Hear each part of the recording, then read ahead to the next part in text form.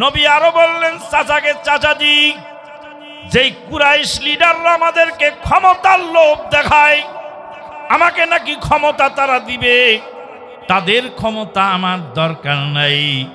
তাদেরকে বলে দিও, তারা যদি একবার আমার সঙ্গে কালেমা পড়ে, তাহলে কালেমার বরকতে গোটা আরব এবং আজমের, আরব অনারব সমস্ত ভূখণ্ডের নেতৃত্ব তাদের পায়ের তলায় গড়াগড়ি পারবে। নেতৃত্ব তারাই পাবে কালেমা পড়লে। আমার নেতৃত্বের প্রয়োজন নেই। জাহেলিয়াতের সঙ্গে আপোষ করে, জাহেলিয়াতের সঙ্গে আপোষ করে ইসলাম হয় না। আবার এক শ্রেণীর মুসলিম আছে, তাদের ইসলামী দলের মধ্যে আবার হিন্দু কর্মীর নাম রেজিস্ট্রেশন করা হচ্ছে। কি কর্মী? হিন্দু কর্মী। তুমি ইসলামী দল, তুমি হিন্দু কর্মী রেজিস্ট্রেশন করেছ। হিন্দু কর্মী যদি তার দলে ইনক্লুড করা হয়, আমার প্রশ্ন, যখন মিছিল হবে, মিটিং হবে, স্লোগান হবে লিল্লাহে তাকবীর আল্লাহু আকবার, তোমাদের যখন স্লোগান হবে তখন তোমাদের হিন্দু কর্মীরা কি জবাব দেবে? লিল্লাহে তাকবীর যখন তুমি বলবে, তো হিন্দু কর্মীরাও আল্লাহু আকবার বলবে না জয় শ্রীরাম বলবে, নাকি বন্দে মাতারাম বলবে? কি বলবে তার জবাব দাও। জগা খিচুড়ি দিয়ে সম্রাট আকবরের দিনে এলাহি কায়েম করা যায়, কিন্তু ইসলাম হয় না। নামের বড়াই করো না ভাই, নাম দিয়ে কি হয়? নামের মাঝে পাবে না কো আসল পরিচয়। রাজা নাই, শাহী নাই, রাজশাহী নাম, হাতি ঘোড়া কিছু নাই, আছে শুধু আম। সিংহ ছাড়া তবু সে কি মাইমান সিংহ নয়, নাম দিয়ে কি হয়? মতি ঝিলে মতি নাই, নাইকো কোনো ঝিল, সোনার গায়ে সোনা নাই, আছে শুধু বিল।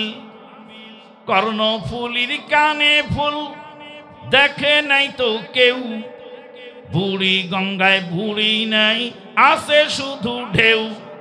খোলা থাকে তবু সে কি ঢাকার শহর নয়, নাম দিয়ে কি হয়?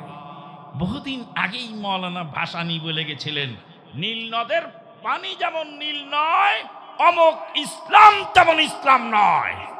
شرور أنفسنا ومن سيئات أعمالنا من يهده الله فلا مضل له ومن يضلل فلا هادي له وأشهد أن لا إله إلا الله وحده لا شريك له وأشهد أن محمدا عبده ورسوله الذي أرسله بالحق بشيرا ونذيرا وداعيا إلى الله بإذنه وسراجا منيرا. أما بعد، فإن خير الحديث كتاب الله وخير الهدي هدي محمد صلى الله عليه وسلم وشر الأمور محدثاتها وكل محدثة بدعة وكل بدعة ضلالة وكل ضلالة في النار. أما بعد، فقد قال الله تبارك وتعالى في الكلام المجيد والفرقان الحميد: بعد أعوذ بالله من الشيطان الرجيم يا أيها الذين آمنوا اتقوا الله حق تقاته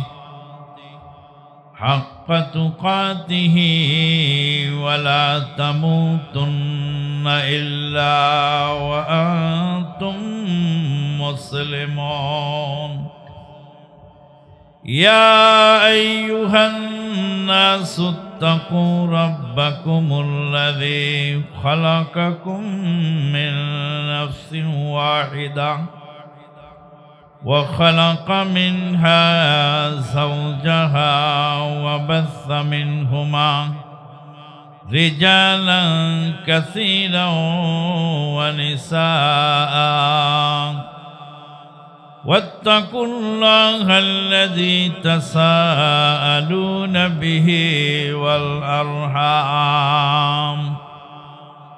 إن الله كان عليكم رقيبا يا أيها الذين آمنوا اتقوا الله وقولوا قولا سديدا يصلح لكم أعمالكم ويغفر لكم ذنوبكم ومن يطع الله ورسوله فقد فاز فوزا عظيما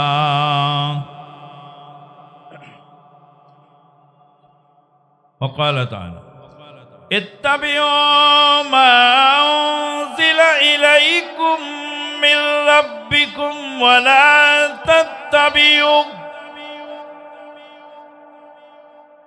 ولا تتبعوا من دونه أولياء قليلا ما تذكرون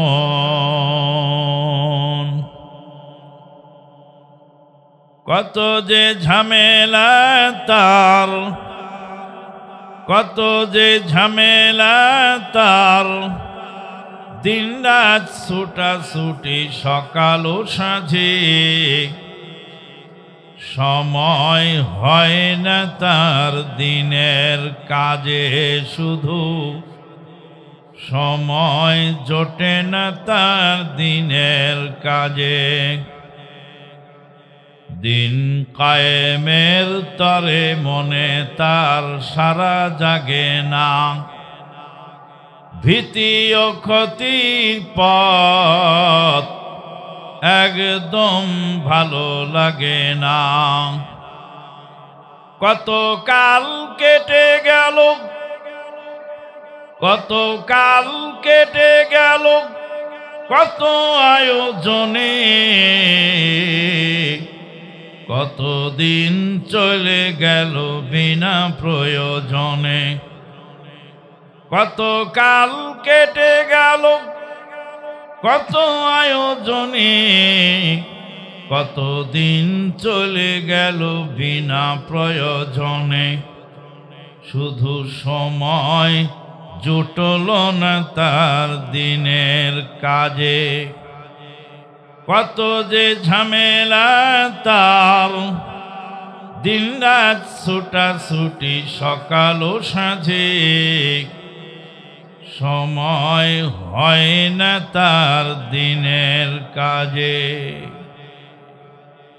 যাবতীয় প্রশংসা সেই মহান আল্লাহ পাকের জন্য যিনি তার শুকরগুজার বান্দাদেরকে অল্প সংখ্যক রেখেছেন আল্লাহ পাক বলছেন ওয়াকালিলুম মিন ইবাদিয়াশ শাকুর শুকরগুজার বান্দা পরিমাণে খুব কমই হয় আমরা সংখ্যা গরিষ্ঠতার পূজা যেহেতু করি না সংখ্যা গরিষ্ঠর সেই গণতান্ত্রিক পদ্ধতি আমরা যেমন অ্যাপ্লাই করি না, অতএব লোক কম হয়েছে না বেশি হয়েছে সেটা আমাদের কোনো সাবজেক্ট নয়। ইনশাআল্লাহ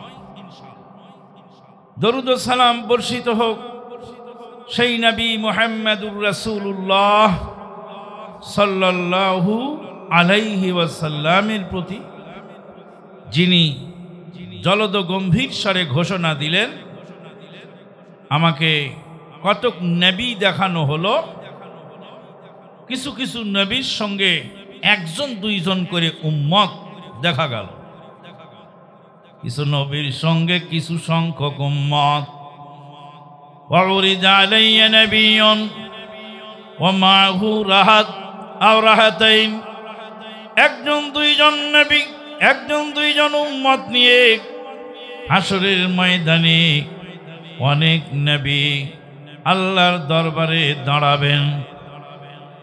ওয়াউরিদা আলাইয়া নাবিয়্যুন ওয়া লাইসা মা'হু আহাদ, এমন নবী দেখানো হলো সারা জীবন নবুয়ত চালিয়ে একজন মানুষও তৈরি করতে পারেন না, একজন উম্মত নাই, এরকম নবীও আছে। বনি ইসরাইলের লোকেরা অসংখ্য নবী রাসূলকে হত্যা করেছিল। আল্লাহ পাক কোরআনে বলেন, ওয়ায়াকতুলুনাল আম্বিয়া বিগাইরি হক, বনি ইসরাইলের লোকেরা নবী রাসূলদেরকে হত্যা করেছিল। উম্মতের হাতে নিহত হয়েছেন এমন নবী, কিন্তু তার নবুয়তের কোনো ত্রুটি হয় না। নবী উম্মতের হাতে নিহত, উম্মতকে হেদায়েত তো দূর কি বাত, উম্মতের হাতে নবী নিহত হয়েছে, কোনো সমস্যা নেই। কারণ এই দুনিয়াবি পার্থিব বিজয় মুমিনের সফলতার মাপকাঠি নয়। বুখারীর হাদিস বলে শুনুন, আল্লাহর নবীর জনৈক সাহাবী যুদ্ধের ময়দানে কাফেরের তলোয়ার দ্বিখণ্ডিত হয়ে গেলেন। কাফের তলোয়ার দিয়ে সাহাবীকে এক কোপে দ্বিখণ্ডিত করে ফেললেন। সাহাবী যখন দ্বিখণ্ডিত হচ্ছেন, তার শেষ কথা ছিল ফুস্তু রাব্বিল কাবা, কাবার রবের কসম আমি চির সফল হয়ে গেলাম। কথা কি বোঝা যায়? নিহত হলেন, শহীদ হলেন, তিনি বলেন আমি সফল হলাম। ফুস্তু রাব্বিল কাবা, কাবার রবের কসম আমি সফল হয়ে গেলাম। তার মানে আমি যুদ্ধের ময়দানে পরাজিত হলাম, দুনিয়ার যুদ্ধে পরাজিত হয়ে শহীদ হয়ে গেলাম, কিন্তু পারলৌকিক জীবনে হাসরের ময়দানে যে আমলের যুদ্ধ চলবে সেখানে আমি সফল হয়ে গেলাম। খালিদ ইবনুল ওয়ালিদ জলিলুল কদর সাহাবী, নবী মুহাম্মদুর রাসূলুল্লাহ সাল্লাল্লাহু আলাইহি ওয়াসাল্লামের জলিলুল কদর সাহাবী খালিদ ইবনুল ওয়ালিদ 9খানা তলোয়ার নিয়ে মুতার যুদ্ধে অংশগ্রহণ করলেন। তলোয়ার দিয়ে যুদ্ধ করছেন, তলোয়ার ভেঙে যায়। একখানা তলোয়ার ভাঙল, দুইখানা তলোয়ার ভাঙল, তিনখানা তলোয়ার ভাঙল। তলোয়ার ভাঙতে ভাঙতে 8খানা তলোয়ার ভেঙে গেল। নবম তলোয়ার শেষ সম্বল দিয়ে যুদ্ধ করে মুতার যুদ্ধে যিনি জয়যুক্ত হয়ে গেলেন, আল্লাহর নবী তার নাম রাখলেন সাইফুল্লাহিল মাসলুল, আল্লাহ রব্বুল আলামিনের উলঙ্গ তলোয়ার। সাইফুল্লাহিল মাসলুল, আল্লাহর তলোয়ার। সেই খালিদ ইবনুল ওয়ালিদ জীবনে বহু যুদ্ধ করেছেন, যুদ্ধে জয়যুক্ত হয়েছেন। জীবন সায়ান্নের পড়ন্ত বেলায় মৃত্যু মুখে যখন পতিত হলেন, সিরিয়ার হিমস শহরে মৃত্যু সজ্জায় খালিদ ইবনুল ওয়ালিদ অঝোর নয়নে কাঁদছিলেন। সাথী সঙ্গীরা জিজ্ঞেস করলেন, আল্লাহ নবী আপনাকে আল্লাহর তলোয়ার বলে উপাধি দিয়েছেন, আপনি এখন কাঁদছেন কেন? খালিদ ইবনুল ওয়ালিদ রাদিয়াল্লাহু তাআলা আনহু বলেন, আমার চোখের সামনে কত সাহাবী শহীদ হয়ে গেলেন, কিন্তু আমার আল্লাহ আমাকে শাহাদত নসিব দেন না। কত মানুষ আমার চোখের সামনে শহীদ হলো, কিন্তু আল্লাহ আমাকে শাহাদত নসিব করেননি। আমি বিছানায় শুয়ে মারা যাই, শাহাদতের মর্যাদা আমি পেলাম না। তবে একটি সান্ত্বনা আছে, আল্লাহর নবী বলেন, যদি কেউ শাহাদতের তামান্না পোষণ করে, তামান্না শাহাদতের বুকে রাখে, আর বিছানায় শুয়ে যদি মারা যায়, আল্লাহ রাব্বুল আলামিন তাকে শাহাদতের মর্যাদা দান করবে। মুজাহিদের ওই সকল ধন প্রাণ জান্নাতের বিনিময়ে ক্রয় করেছেন রহমান, জান্নাতের বিনিময়ে ক্রয় করেছেন রহমান। সম্মানিত উপস্থিতি, টেনশনের কোনো কারণ নেই, কারণ আমরা সংখ্যা গরিষ্ঠতায় বিশ্বাসী নই। ভাইয়ের আমার, আমাদের বিশেষ অতিথি আবু জাহিদ ভাই, আবু জাহিদ সোহাগ ভাই, তিনি বললেন 5ই আগস্টে দেশ স্বাধীন হয়েছে। আমি বলি, দেশ তো স্বাধীন হয় নাই, দেশ স্বাধীন স্বাধীন বলছেন, আর মাহফিল অবারিত চলছে। বেদাতির মাহফিল চলে, হেদাতির মাহফিল চলে, সবার মাহফিল চলে, আহলে হাদিসদের মাহফিল বন্ধ করা হয়। কিসের স্বাধীন? স্বাধীনতা কেন সিলেটের আহলে হাদিস আন্দোলনের সম্মেলন বন্ধ হলো? কেন বেদাতির কথায় আহলে হাদিস আন্দোলনের সম্মেলন বন্ধ হবে? এর জবাব কে দেবে? মনে মনে ভেবেছো আহলে হাদিসরা দেশে ভেসে এসেছে? না, তোমাদের এই পীরতন্ত্রের ব্যবসায়, যেই ব্যবসা পীরেরা, যেই পীরদের ব্যবসায় লাল বাতি জ্বলেছে, সেই লাল বাতি জ্বলার কারণেই তারা আহলে হাদিসদেরকে দমন করার চেষ্টা আছে। ওরা আসলে বোকা। ও ভাই বেদাতি, ভালো করে শুনে রাখো, কোন আদর্শকে মোকাবেলা করতে হলে লাঠি দিয়ে জীবনে কোনোদিন কোন আদর্শকে থামানো যায় না। আহলে হাদিস একটি আদর্শের নাম। যদি তোমার দলিল থাকে, প্রমাণ থাকে, যেমন আমরা কোরআন হাদিস দিয়ে দলিল পেশ করছি, দলে দলে পালে পালে মানুষ কোরআন হাদিসের পক্ষে আসছে, আহলে হাদিসদের পক্ষে থাকছে, আলহামদুলিল্লাহ। বন্ধুগণ, আজকে সংক্ষিপ্ত আলোচনার আলোচ্য বিষয় কোরআন এবং সহি সুন্নাহ ভিত্তিক জীবন গড়া। আহলে হাদিসদের কাছেই ইসলাম নিরাপদ, অন্য কোন ইসলামপন্থীদের কাছে ইসলাম নিরাপদ নয়। কথা কি বোঝা যায়? যদি বুঝতে সমস্যা হয় তাহলে সভাপতি মহোদয় বরাবর প্রশ্ন দেবেন, আমরা প্রশ্নের উত্তর দেওয়ার চেষ্টা করব ইনশাআল্লাহ। সম্মানিত উপস্থিতি, আজকে আহলে হাদিসদেরকে দমন করো, এ কেমন স্বাধীনতা আমরা পেলাম?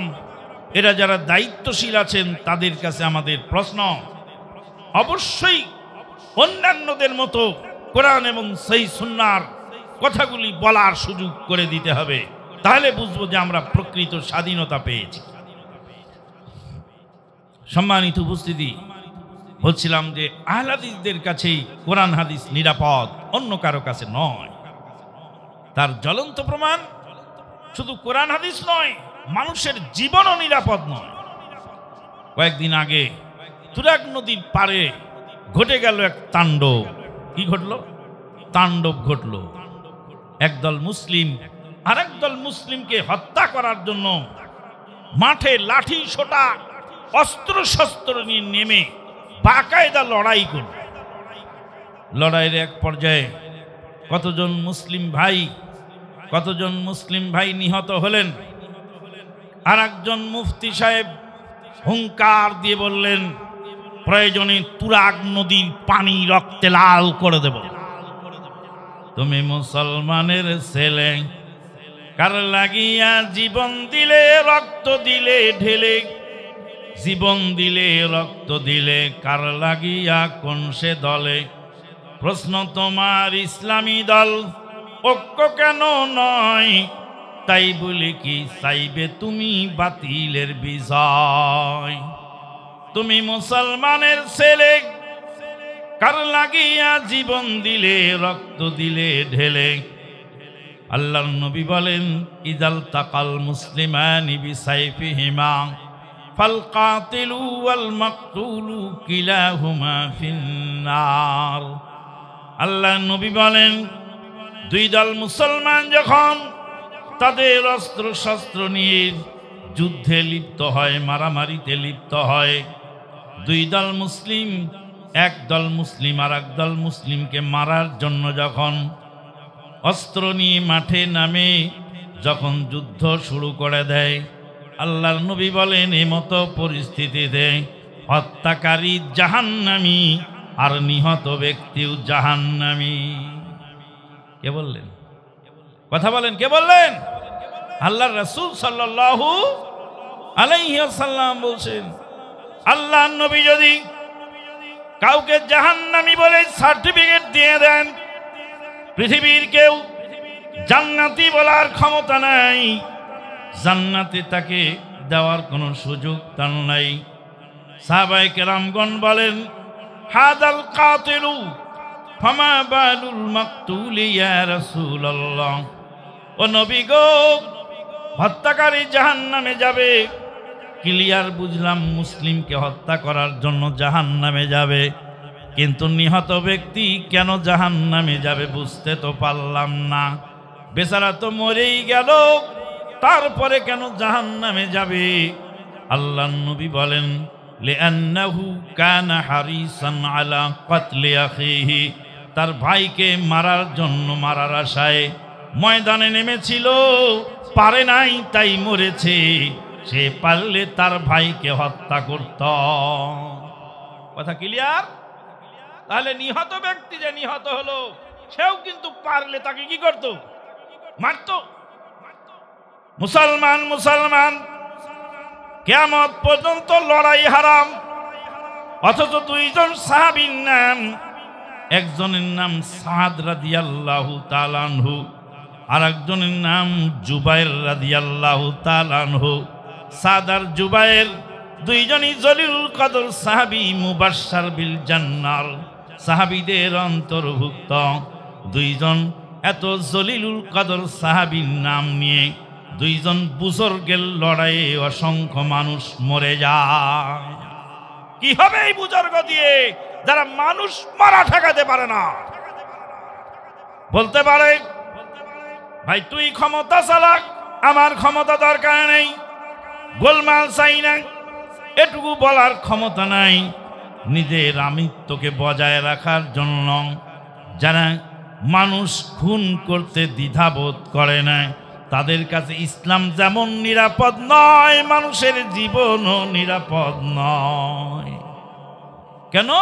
বাপদাদার কিস্সা নিয়ে তারা চলছে। কয়েকদিন আগে এক ভাই একটা গান শুনিয়েছিল, শুনবেন? কি বলেছেন আকাবির, কি বলেছেন তোমার পীর, কি বলেছেন তোমার বাপ দাদারা, কি বলেছেন আকাবির, কি বলেছেন তোমার পীর, কি বলেছেন তোমার বাপ দাদারা। ও সব কিসা ছাড়ো, যদি বন্ধু পারো, কোরআন সুন্নাহ একটিবারে বুকে তুমি ধরো, কোরআন সুন্নাহ একটিবারে আঁকড়ে বুকে ধরো।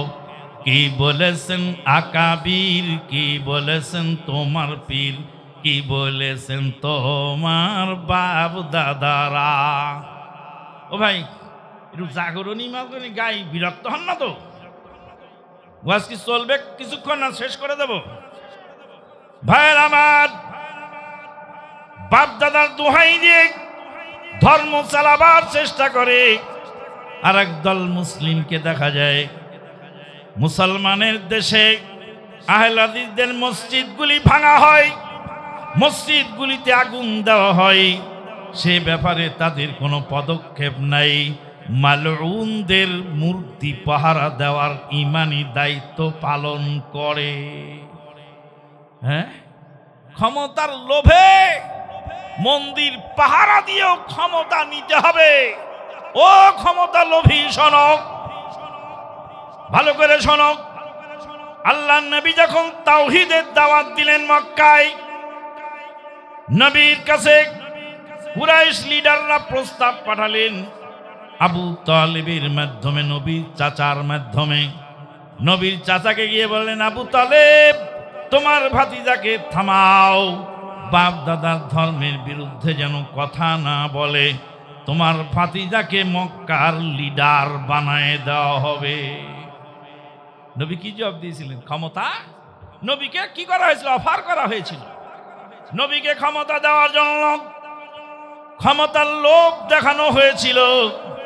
নবীজি চাচাজিকে বললেন, চাচা শোনো, আসমানের চাঁদ এবং সূর্য যদি আমার হাতে কুরাইশ লিডাররা তুলে দেয়, তাওহীদের দাওয়াত আমি বন্ধ করব না। কথা বোঝা যায়? তারপরে চাচা আরো বললেন, নবী আরো বললেন চাচাকে, চাচাজি যেই কুরাইশ লিডাররা আমাদেরকে ক্ষমতার লোভ দেখায়, আমাকে নাকি ক্ষমতা তারা দিবে, তাদের ক্ষমতা আমার দরকার নাই। তাদেরকে বলে দিও, তারা যদি একবার আমার সঙ্গে কালেমা পড়ে, তাহলে কালেমার বরকতে গোটা আরব এবং আজমের, আরব অনারব সমস্ত ভূখণ্ডের নেতৃত্ব তাদের পায়ের তলায় গড়াগড়ি পারবে। নেতৃত্ব তারাই পাবে কালেমা পড়লে। আমার নেতৃত্বের প্রয়োজন নেই। জাহেলিয়াতের সঙ্গে আপোষ করে, জাহেলিয়াতের সঙ্গে আপোষ করে ইসলাম হয় না। আবার এক শ্রেণীর মুসলিম আছে, তাদের ইসলামী দলের মধ্যে আবার হিন্দু কর্মীর নাম রেজিস্ট্রেশন করা হচ্ছে। কি কর্মী? হিন্দু কর্মী। তুমি ইসলামী দল, তুমি হিন্দু কর্মী রেজিস্ট্রেশন করেছ।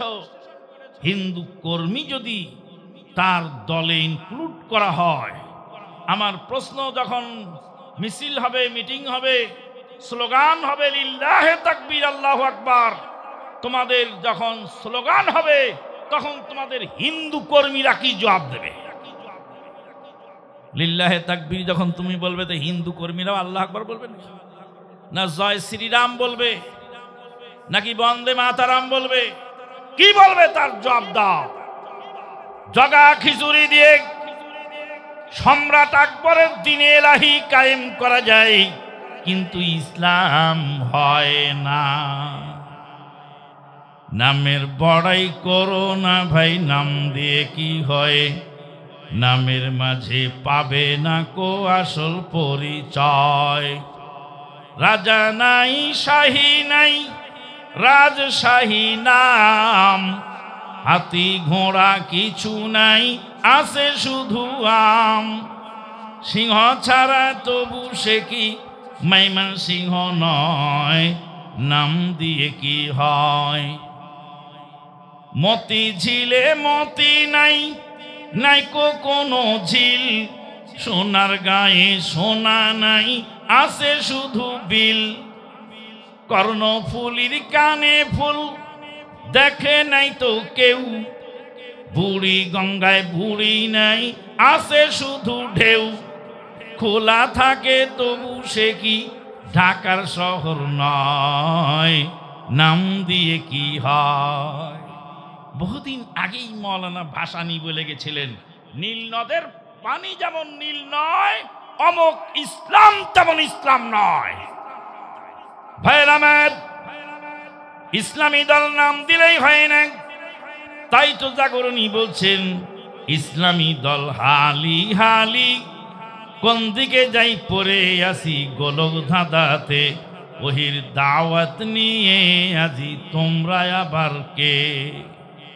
তাহলে এই যে ইসলাম নাম দিয়ে আজকে মাজার কমিটির লোকেরা আহলে হাদিসদের মাহফিলকে, সম্মেলনকে বানচাল করার চেষ্টা করছে, শুনে রাখো হে পীর পূজারীরা, তোমাদের এই পীর পূজার এই ইসলাম এটা এখন এই আইসিইউতে আছে, ডাক্তারের সুপার অবজারভেশনে, নিবিড় অবজারভেশনে।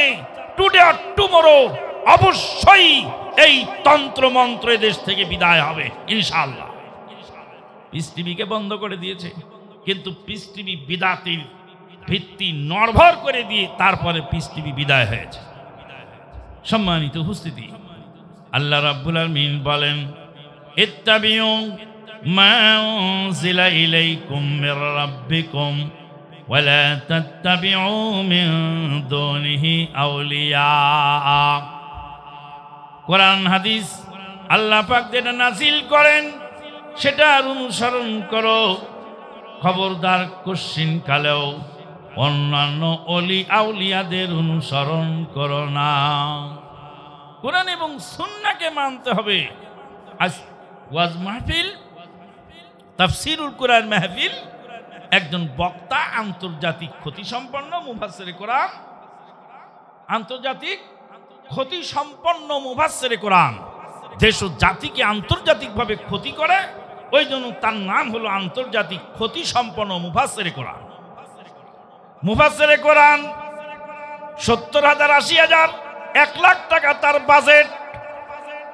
70,000 80,000 টাকা নিয়ে মুফাসসিরে কোরআন তাফসীরুল কোরআন মাহফিলে বলছেন, ভারতের অমুক নষ্টা মহিলার দিকে একবার তাকাও আর আল্লাহর শুকরিয়া আদায় করো। ভারতের এক নায়িকা আছে, ওর নাম আমি জানি না, জানার চেষ্টাও করি না, কিন্তু ওই মুফতির মুখে শুনলাম তার ওয়াজে বলছে ভারতের ওই নায়িকা, সে নাকি বিশ্ব সুন্দরী, তার দিকে তাকায় আল্লাহর শুকরিয়া আদায় করে। আলহামদুলিল্লাহ। আল্লাহ রাব্বুল, আপনার নাউজুবিল্লাহ কইলেন, ও বক্তা বলছে আলহামদুলিল্লাহ। আল্লাহ রাব্বুল আলামিন বলেন, আফালা ইয়ানজুরুনা ইলাল ইবিলি কাইফা খুলিকাত। ওরা কি উটের দিকে তাকায় না? উটকে আল্লাহ পাক কিভাবে সৃষ্টি করেছেন? উটের দিকে তাকা, উটকে আল্লাহ পাক কিভাবে সৃষ্টি করেছেন? উট হলো আল্লাহর মুজিজা।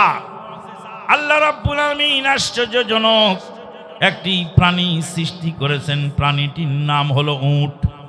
উট যখন মরুভূমিতে চলে, মরুভূমির বালু যখন সূর্যের তাপে উত্তপ্ত হয়ে গরম হয়ে যায়, গরম বালু যখন এমন গরম হয়, দুপুর রোদের সময় মরুভূমির বালুতে ধান দিলে খই ফুটে যাবে, এত গরম হয়।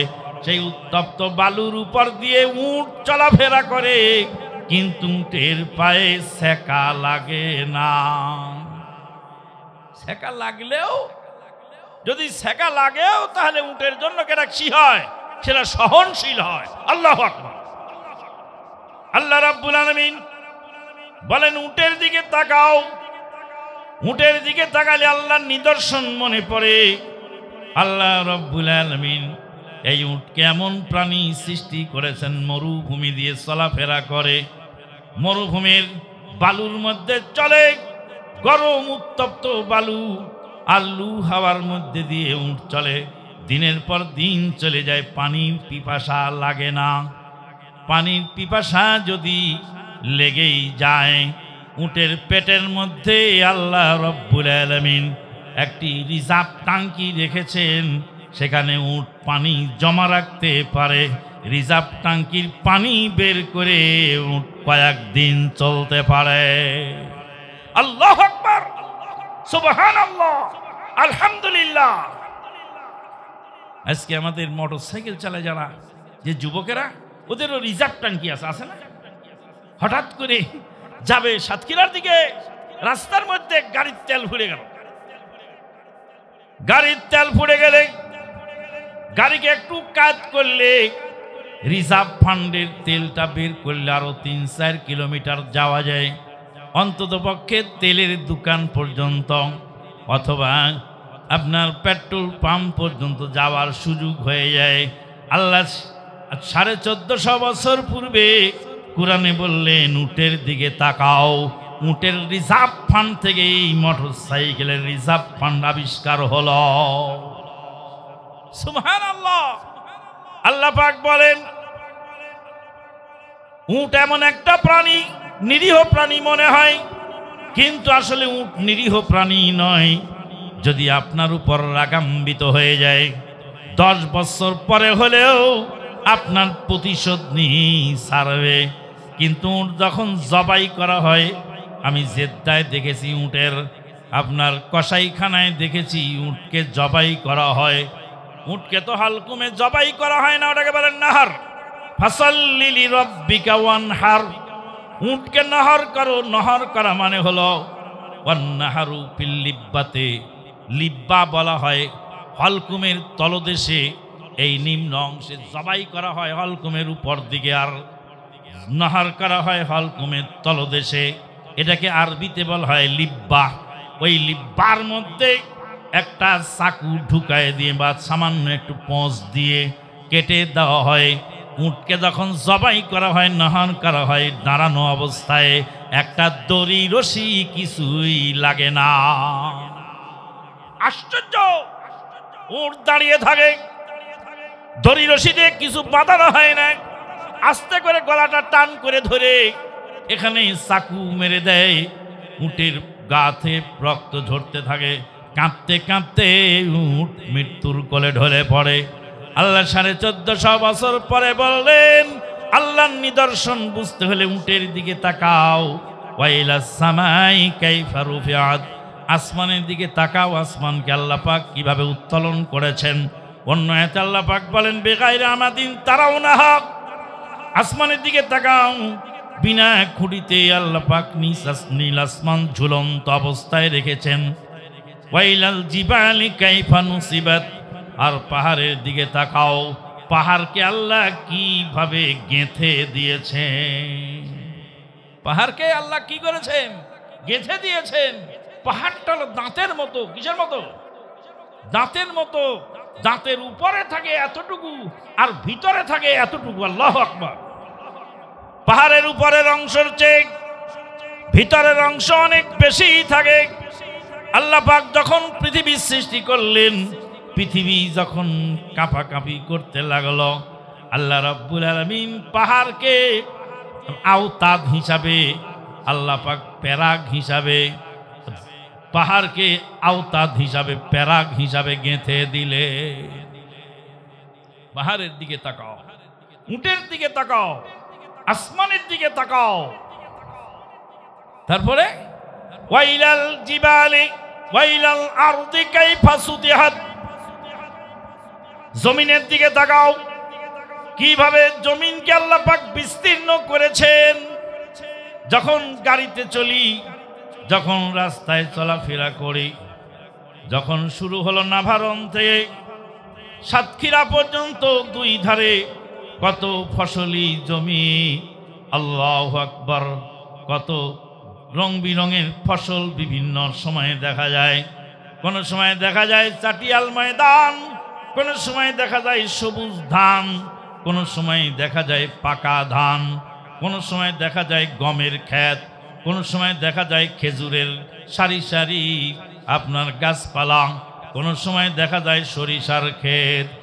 সাতক্ষীরার মাটিতে আল্লাহ পাক এমন স্বাদ দিয়ে রেখেছেন, পৃথিবীর কোনো দেশে এত সুন্দর এই ওল আর মান কচু হয় না। প্রথম মান কচু খেলাম, ওল খেলাম আমিরে জামাতের বাসায়, ডক্টর গালিব স্যারের বাসায়। গালিব স্যার জিজ্ঞেস করলেন আমানুল্লাহ কি খাচ্ছ? তো বললাম স্যার ওল খাচ্ছি, মনে হয় ওল বা কচু। তো বলছে এই ওল কোথাকার বলো তো? বললাম মেবি সাতক্ষীরা। সাতক্ষীরার হবে হয়তো। সাতক্ষীরার এই যে মান আর ওল, এই যে তাজা সবজি। আমি আগে যখন ঢাকায় আমার বাসা ছিল, সাতক্ষীরায় মাহফিল করলে প্রথমে সকালবেলা ফার্স্ট ট্রিপ সাতক্ষীরা এক্সপ্রেসে উঠার আগে কদমতলা বাজার থেকে 1 বস্তা শাকসবজি কিনে তারপরে বাসের কি বলে ওই বক্সের মধ্যে দিয়ে তারপরে নিয়ে যেতাম ঢাকায়। আল্লাহু আকবার। আল্লাহ পাক জমিন সৃষ্টি করেছেন, জমিনের আলাদা আলাদা বৈশিষ্ট্য দিয়েছেন। এক এক জায়গার ফসল, এক এক জায়গার খাদ্য আল্লাহ পাক কত চমৎকার রেখেছেন। রাজশাহীতে পদ্মা নদী, বরাল নদী পাশাপাশি। পদ্মা নদীর ইলিশ মাছ কি সুস্বাদু! পদ্মা নদীর ইলিশ মাছটা যখন বরাল নদীতে নেমে যায়, স্বাদ কমে যায়। আল্লাহু আকবার। পাকিস্তানের শোল মাছ, ভারতের শোল মাছ, বাংলাদেশের শোল মাছ, তিন দেশের শোল মাছ কম্পেয়ার করে খেয়েছি। বাংলাদেশের সবচেয়ে বেশি সুস্বাদু, দ্বিতীয় হলো ভারত, আর তৃতীয় হলো পাকিস্তান। তাইওয়ানের তেলাপিয়া মাছ, থাইল্যান্ডের তেলাপিয়া মাছ, তাইওয়ানের তেলাপিয়া মাছ আরবের বাজারে অনেক কম দামে পাওয়া যায়, আর থাইল্যান্ডের তেলাপিয়ার মাছের দামটা একটু বেশি। দুই দেশের কিনে খেয়ে কম্পেয়ার করে দেখি, আল্লাহ তুমি কত সুন্দর! এক এক দেশের ফল ফসলের মধ্যে স্বাদ গন্ধ আলাদা করে দিয়েছ। বাংলাদেশের তাজা কাঁচামরিচ 8 রিয়াল কেজি বিক্রি হয়, কিন্তু অন্যান্য দেশের কাঁচামরিচ আরবের বাজারে 1.5 রিয়াল কেজি পাওয়া যায়, আর বাংলাদেশের কাঁচামরিচ 8 রিয়াল কেজিতে পাওয়া যায়।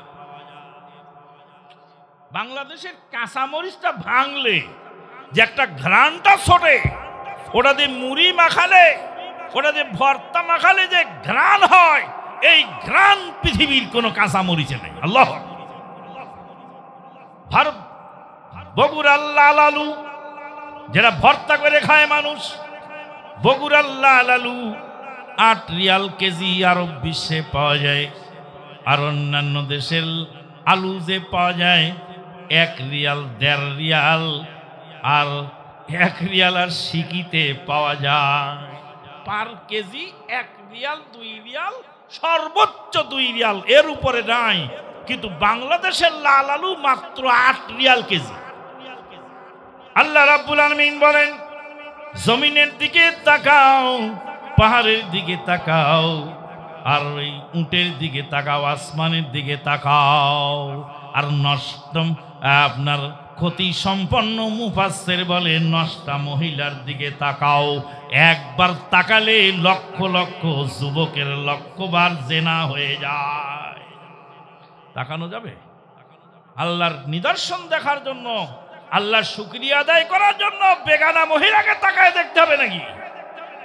পর্দা দিন রাত 24 ঘন্টা ফরজ। এদের দ্বারা ইসলাম নিরাপদ নয়। যারা ইসলাম বোঝে না তাদের দ্বারা ইসলাম নিরাপদ নয়। এই বেয়াদব মুফতি বলে বাংলাদেশে আহলে হাদিস বলে কেউ নাই, যা আছে সব আহলে খবিস। নাউজুবিল্লাহ। হাদিসকে গালি দেওয়ার কারণে আল্লাহ পাক এই যে অবস্থার মধ্যে ফেলে দিয়েছে। ভাইরা আমার, বলছিলাম দিন রাত 24 ঘন্টা পর্দা ফরজ। পর্দা এমন একটা ফরজ, এরকম ফরজ ইসলামে আর একটা নাই। বলবেন সালাত ফরজ, জি হ্যাঁ সালাত ফরজ, কিন্তু পর্দার সমতুল্য নয়। সালাত ফজর পড়লেন, জোহর পর্যন্ত ছুটি পেলেন, জোহর পড়লেন আসর পর্যন্ত ছুটি পেলেন, আসর পড়লেন মাগরিব পর্যন্ত ছুটি পেলেন, মাগরিব পড়লেন এশা পর্যন্ত ছুটি পেলেন, পর্দা করলেন, সালাত পড়লেন, মাঝে মাঝে ছুটিও পেলেন।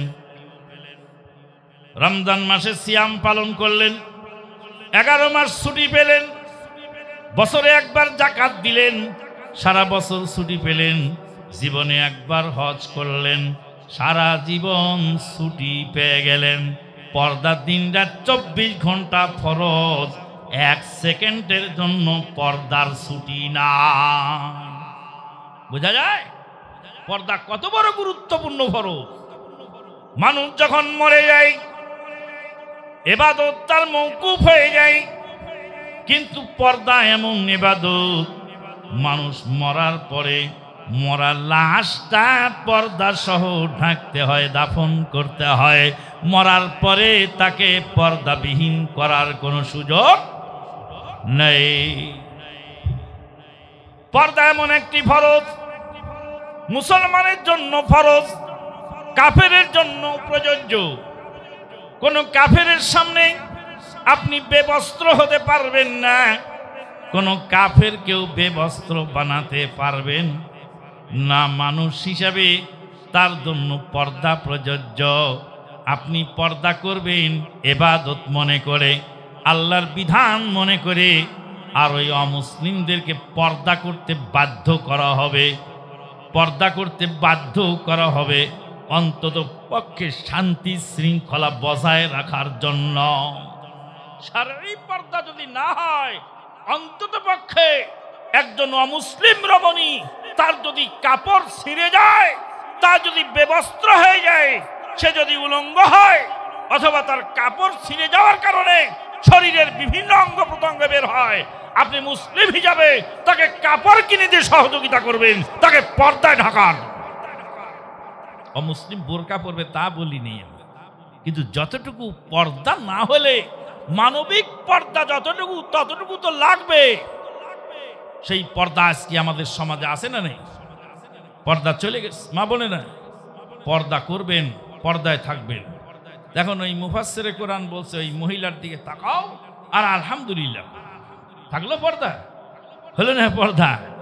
মুসলিমদের আজকে অমুসলিম কাফের বেদিন বেঈমানেরা আমাদের মহিলাদেরকে ধ্বংস করার জন্য তারা ঘর থেকে বের করে বেলেল্লা বানাতে পারলেই তাদের দিয়ে ইসলামকে ধ্বংস করা সহজ হয়ে যায়। অথচ তিনটি মূলনীতি আল্লাহ পাক দিয়েছেন মহিলাদের সম্পর্কে।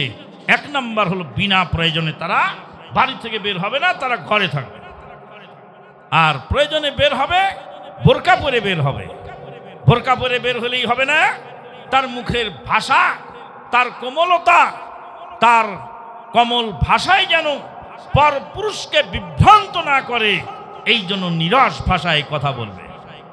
আল্লাহ রাব্বুল আলামিন বলেন, ইয়া নিসাআন নবী লাস্তুন্না কাহাদিম মিনান নিসা ইন ইত্তাকাইতুন্না ফালা তাখদানা বিল কওল ফায়াতমাআল্লাযী ফি কলবিহি মারাদ ওয়া কুলনা কাওলাম মারুফা। ও নবী পত্নীগণ, তোমরা সাধারণ রমণীদের মতো নও। যদি আল্লাহকে ভয় করতে চাও তাহলে তোমরা কথার রসালো বলো না, নিরস ভাষায় কথা বলো। বেগানা পুরুষের সঙ্গে বেগানা নারী কথা বলতে পারবে, কিন্তু নিরস ভাষায়। রস থাকলেই সমস্যা। আপনি শুকনা বাঁশ দিয়ে 440 লাইনের উপর বাড়ি দেন, শুকনা বাঁশ মসমসে, ওটা দিয়ে 440 লাইনে বাড়ি দেন, আপনার কোনো সমস্যা নেই। কিন্তু বাঁশের মধ্যে যদি রসকস কিছু থাকে, এটা দিয়ে 220 লাইনে বাড়ি দিলে আপনাকে কি করে দিবে? শেষ করে দেবে। কাজেই কথার মধ্যে যেন কোনো রস না থাকে। মেয়েদের পারফিউম, পারফিউম তো মেয়েদের ব্যবহার নিষেধ। বাড়িতে পারফিউম ব্যবহার করতে পারে, কোনো অবস্থাতেই পারফিউম মেখে, কোনো অবস্থাতেই পারফিউম নিয়ে বাইরে বের হতে পারে না। শরীরের ভিতরে দিয়ে গোপন গহনা আছে, অর্নামেন্টস, অর্নামেন্টসের মিউজিক, আওয়াজ, এই আওয়াজ পর পুরুষের কানে যাওয়া চলে না। সম্মানিত উপস্থিতি, আজকে ইসলামকে ধ্বংস করার জন্য রমণীদেরকে যেমন টার্গেট করা হয়েছে, আজকে যুব সমাজকে টার্গেট করা হয়েছে। যুব সমাজকে ধ্বংস করার জন্য 5টি মারণাস্ত্র ফিট করা হয়েছে। 1 নাম্বার হল মাদকদ্রব্য, 2 নাম্বার হলো আপনার নারীর পর্দাহীনতা, অসতী নারী। অসতী নারী যেমন একজন পুরুষের জন্য ধ্বংসাত্মক, আর বখাটে একজন যুবক হাজার হাজার রমণীর সতীত্বের জন্য হুমকি স্বরূপ। আর 3 নাম্বার হলো ইন্টারনেটের অবাধ বিচরণ। আর 4 নাম্বার হলো প্রতিহিংসামূলক রাজনীতি। প্রতিহিংসার রাজনীতি আমরা দেখেছি সচক্ষে। একই জায়গায় 2টা মূর্তি, 5ই আগস্টের পরে একই জায়গায় 2টা মূর্তি, একটা শেখ মুজিবুর রহমানের মূর্তি আর একটা হলো রবীন্দ্রনাথ ঠাকুরের মূর্তি। শেখ মুজিবুর রহমানের মূর্তিটা ভেঙে চৌচির করেছে, কিন্তু রবি ঠাকুরের মূর্তিটা অক্ষত রেখে দিয়েছে। যদি ধর্মের জন্য মূর্তি ভাঙতো তাহলে 2 মূর্তিটাই ভেঙে দিত, কিন্তু তা ভাঙেনি। একটা ভেঙেছে আর একটা রেখে দিয়েছে। একই জায়গায় শেখ মুজিবুর রহমান সাহেবের ছবি মুছে দিয়ে সেখানে আবার 5ই আগস্টে যারা মারা গেছেন তাদের আবার মূর্তি ছবি সেখানে আঁকায় দিচ্ছে, তাহলে কি হলো? ওই জন্য বহু বছর আগে এদেশে মাওলানা দেলোয়ার হোসেন সাইদি রাহেমাহুল্লাহ তিনি বলছিলেন যে মুদ্রার এপিঠ আর ওপিঠ। আর আমার আমির জামাত বলছেন শতবার নেতা পরিবর্তন হলে কাজ হবে না, নেতা পরিবর্তনের চেয়ে নীতি পরিবর্তন হওয়া জরুরি। নেতা পরিবর্তন লাগবে না, নীতি পরিবর্তন লাগবে, নীতি পরিবর্তন লাগবে। 3 নাম্বার হলো উলামায়ে কেরাম। আজকে এক শ্রেণীর উলামায়ে কেরাম যারা আছেন, যাদের কাছে জাতি চেয়ে থাকে, যাদের দিকে জাতি অপেক্ষমান, এই সমস্ত উলামায়ে কেরামদের আচরণ দেখলে মাথাই নষ্ট হয়ে যায়। সম্মানিত উপস্থিতি, আল্লাহর নবীর মসজিদ ছিল কাঁচা, মুসল্লিদের ঈমান ছিল পাকা। আপনি মসজিদ পাকা বানাচ্ছেন, কিন্তু মুসল্লিদের ঈমান তো তাজা হওয়া দরকার। আজকে অধিকাংশ মসজিদ কমিটি তারা মিম্বার বানাচ্ছে সুন্দর করে, মসজিদের মিম্বার বানায় নিয়ে আসছে। ঢাকাতে এক লোক সস্তার আমলের 26,000 টাকা, কত? 26,000 টাকা সস্তার আমলে। যখন 26,000 টাকা হলে একটা ঘর হয়, 26,000 টাকা দিয়ে একটা থাকার ঘর বানানো যায়, একটা বাড়ি বানানো সম্ভব। সেই সময় 26,000 টাকা দিয়ে সেগুন কাঠের এক মিম্বার বানায় এনেছে পালিশ করে। আমি বললাম, সভাপতি সাহেব, সহসভাপতি, আপনি মসজিদের মিম্বার সুন্দর করে বানিয়ে এনেছেন 26,000 টাকা দিয়ে, আপনার মসজিদের মুয়াজ্জিনের ঘরের চাল দিয়ে যে পানি পড়ে তা খবর কি রাখেন? তা তো রাখেন না। আপনার মসজিদের মুয়াজ্জিনের ঘরের চাল দিয়ে কি পড়ে? পানি পড়ে। ইমামের পেটে ভাত নাই, ইমাম ঠিক মতো চলতে পারে না, ইমামতির টাকা দিয়ে তার চলে না।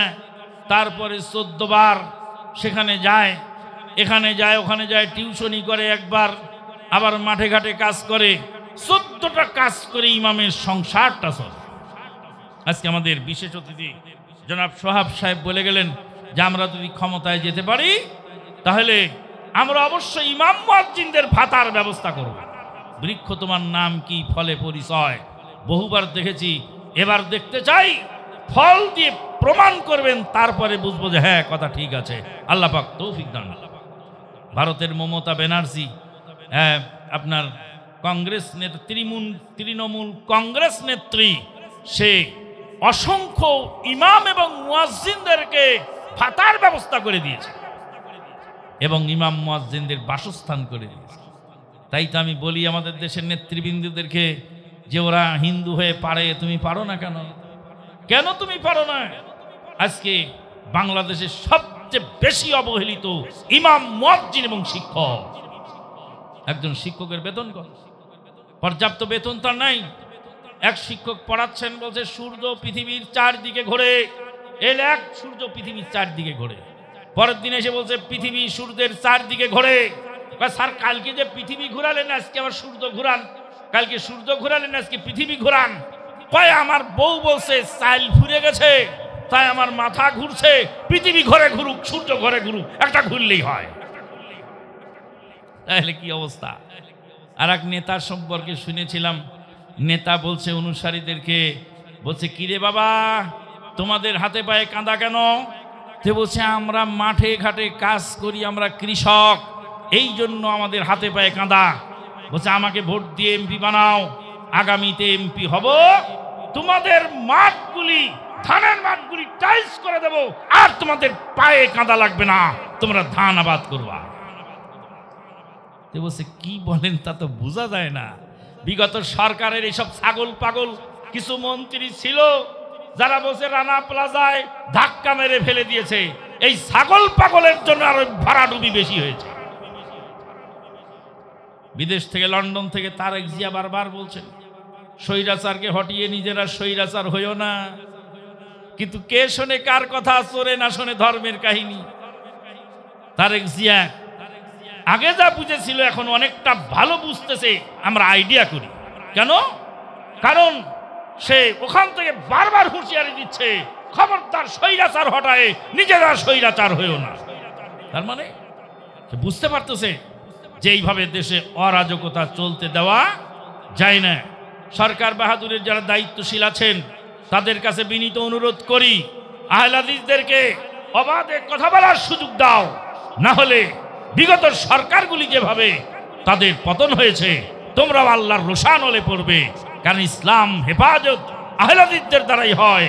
পৃথিবীর কোন বেদাতি মাযহাবী মাজার কমিটি দিয়ে ইসলাম হেফাজত সম্ভব নয়।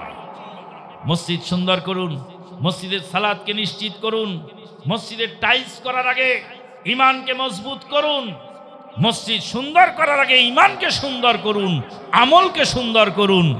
আপনি যদি দুর্বা ঘাসের উপর সেজদা দেন, খেরের উপর সেজদা দেন, সেজদাটা যদি অ্যাকুরেট হয় আর আল্লাহ যদি তা কবুল করেন, সঙ্গে মারমার পাথরে সেজদা দেওয়ার চেয়ে উত্তম। সম্মানিত উপস্থিতি, আজকের ওয়াজ শুনে কি আপনারা খুশি না বেজার? কারা কারা খুশি? দুই হাত তুলে রাখেন, দুই হাত তুলে রাখেন, নামাবেন না আগেই। আল্লাহ তুমি বড় দয়াবান, মেহেরবান।